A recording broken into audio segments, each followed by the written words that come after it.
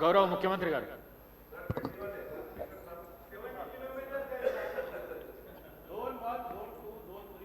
శ్రీధర్ బాబు నేను చెప్తాను.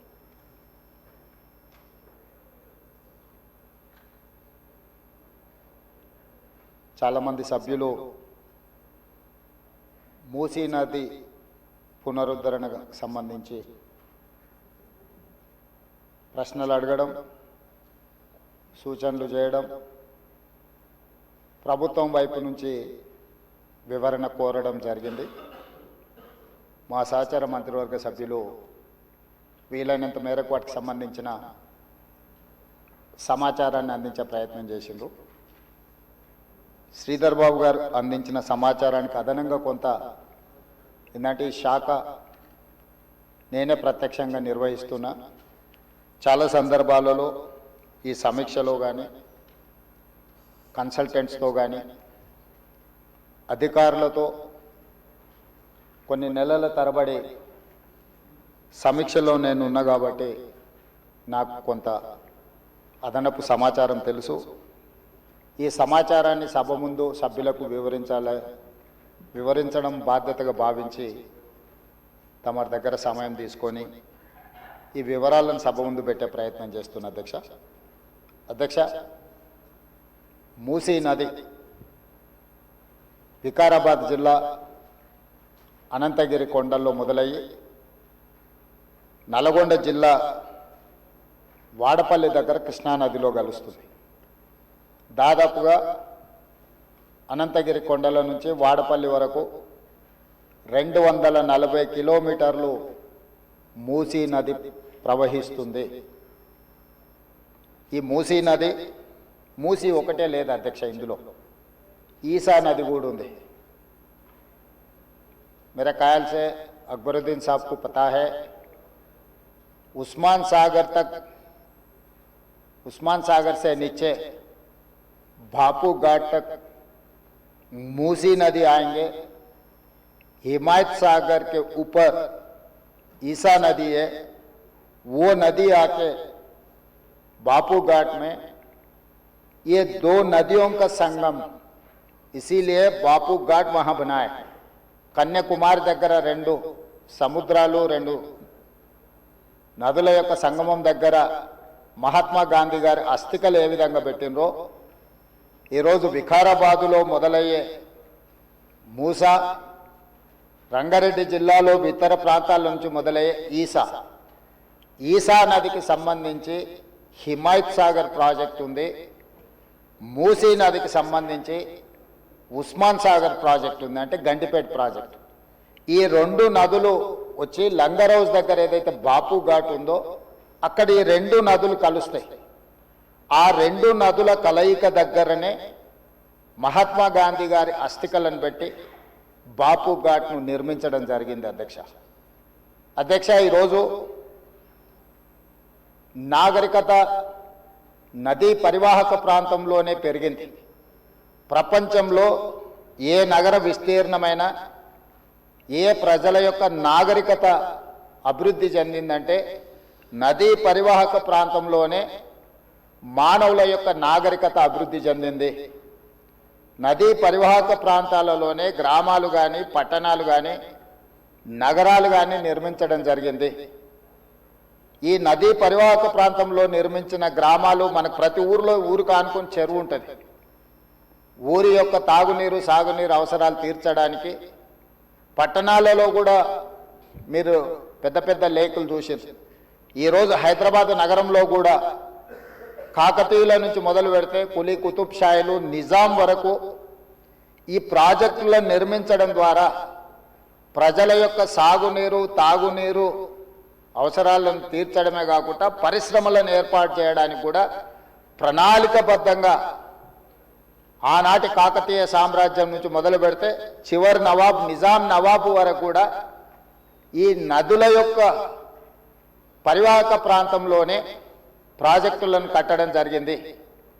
ఈరోజు మంజిరా నది ఉండొచ్చు, నిజాం సాగర్ ఉండొచ్చు, లేకపోతే ట్యాంక్ బండ్ ఉండొచ్చు, ఉస్మాన్ సాగర్ ఉండొచ్చు, హిమాయత్ సాగర్ ఉండొచ్చు. వరదలను నియంత్రించాలి, 1908లో ఈ నగరం మీద వరద తుఫాను ఉప్పెనై వేలాది మందిని బలిగొన్నప్పుడు నిజాం సర్కార్ నిజాం ప్రభు మనసు చెల్లించి ఈ సమస్యకు శాశ్వత పరిష్కారం చూపించాలి అని చెప్పి ప్రపంచ స్థాయిలో ఆ రోజుల్లోనే టెండర్లు పిలిచి సాంకేతిక నిపుణులను నియమించి మోక్షగుండం విశ్వేశ్వరయ్య ద్వారా శాశ్వతంగా ఈ నగరానికి వరద ముప్పు నుంచి రక్షించడమే కాకుండా తాగునీటి సమస్యను పరిష్కరించడానికి 1908లో నిజాం సర్కార్ ఈ కార్యక్రమాన్ని ఈ ప్రాజెక్టును చేపట్టడం జరిగింది. 1921-22కు ఉస్మాన్ సాగర్ హిమాయత్ సాగర్ ప్రాజెక్టులను నిర్మించి ఈ రోజుకు 105 సంవత్సరాలైన ఈ పట్టణం నగరం మహానగరంగా విస్తరించిన 105 సంవత్సరాల క్రితం నిజాం ప్రభు నిర్మించిన ఉస్మాన్ సాగర్ హిమాయత్ సాగరే హైదరాబాదు ప్రజల యొక్క దాహార్తిని ప్రజలకు పాపులర్గా గండిపేట నీళ్ళు అని తెలుసు. హైదరాబాద్కి ఎవరైనా వచ్చి కొంచెం హుషారైతే గండిపేట నీళ్ళు అడ్డట్టున్నాయని అంటుంటారు మనోళ్ళు పెద్దలు. అంటే గండిపేట నీళ్ళలో వికారాబాద్ నుంచి వచ్చే నీళ్ళల్లో ఒక గొప్ప మహత్వం ఉంది. వికారాబాద్ అడవి ఏదో పిచ్చి మొక్కలతో మొలిచిన అడవి కాదు అధ్యక్ష, వనమూలికలతో కూడుకున్న అడవి. వఖారాబాద్ కా హవా లాఖోं का దవా, అంతేనా అధ్యక్ష? లాఖో మరీదోం కా దవా. టీబీ వచ్చిన వాళ్ళని తీసుకెళ్ళి వికారాబాదులో వదిలేస్తే అక్కడ 3 నెలలు ఉంటే నేచరే వాళ్ళని క్యూర్ చేసే విధంగా, అంటే నిజాం వికారాబాద్ అడవులను పిచ్చి మొక్కలతో కాకుండా వనమూలికలతో కూడుకున్న చెట్లను నాటి వాటిని పెంచడం వల్ల వికారాబాదులో టెంపరేచర్స్ తక్కువ ఉంటాయి అధ్యక్ష. హైదరాబాదులో ఈ చుట్టుముట్టుతుండే టెంపరేచర్ కంటే 2-3 డిగ్రీలు వికారాబాద్ అనంతగిరి కొండల్లో టెంపరేచర్ తక్కువ ఉంటుంది. అక్కడ గాలి, అక్కడి నీరు చాలా గొప్ప వనమూలికలతో కూడుకున్నది. ఆ నీళ్ళే గండిపేటకు వచ్చి ఆ గండిపేట నీళ్ళే హైదరాబాద్ నగరానికి ప్రజలకు తాగడానికి ఇవ్వడం ద్వారా మన ఆరోగ్యాన్ని కాపాడడం కాకుండా మనకు తెలివితేటలను కూడా మెరుగుపరచుకోవడానికి నిజాం సర్కార్ ఇవన్నీ ఏర్పాటు చేసింది అధ్యక్ష. కాలక్రమేణా స్వతంత్రం వచ్చింది, సాంకేతిక నైపుణ్యం పెరిగింది. సాంకేతిక నైపుణ్యంతో నగరాలు అభివృద్ధి చెంది జలవనరులను కాపాడుకోవాల్సిన మనము ఆ దిశగా ప్రయాణం చేయలే అధ్యక్ష. శాశ్వత సమస్యల్ని పరిష్కరించి మన ఆరోగ్యాన్ని కాపాడే జలవనరులను కలుషితం చేయడమే కాకుండా కబ్జాలు పెట్టి ఫామ్ హౌజులు కట్టి ఫామ్ హౌజ్లో డ్రైనేజ్ లైన్లు తీసుకెళ్లి ఈ గండిపేట హిమాయత్ సాగర్ కలిపిండ్రు అధ్యక్ష. ఆగర్భ శ్రీమంతులు కట్టుకున్న ఫామ్ హౌజుల్లో ఉన్న డ్రైనేజ్ కనెక్షన్స్ తీసుకెళ్లి గండిపేటకు హిమాయత్ సాగర్కు కనెక్ట్ చేస్తే వాళ్ళ మీద ఉక్కుపాదం మోపి అన్నిటిని కూలగొట్టి లక్షలాది నగరంలో ప్రజలు తాగే నీళ్లను కలుషితం చేస్తే ఎవరిని క్షమించమని చెప్పి మా ప్రభుత్వం వచ్చిన తర్వాత కఠినమైన చర్యలు తీసుకున్నది అధ్యక్ష. దాని మీద ఎన్నో విమర్శలు వచ్చినాయి. జన్వాడలో ఫామ్ హౌజులు, మొయినాబాద్లో ఫామ్ హౌజులు కట్టుకున్న వాళ్ళు నా మీద దాడి చేసిరు. లక్షల కోట్ల రూపాయలు సోషల్ మీడియాలో ఖర్చులు పెట్టి బద్నాం చేసే ప్రయత్నం చేసిరు. అయినా మా సంకల్పం మంచిది, పేద ప్రజలకు మేలు జరగాలన్న ఆలోచనతో ఎన్ని విమర్శలు వచ్చినా వెనక్కి తగ్గకుండా 100% ఆ కార్యక్రమాన్ని ముందు తీసుకెళ్లే ప్రయత్నం చేసి, అదేవిధంగా మాకు వచ్చిన అవకాశాలలో ప్రపంచంలో చాలా దేశాలు తిరిగినాం అధ్యక్ష. చాలా దేశాలను చూసినాం.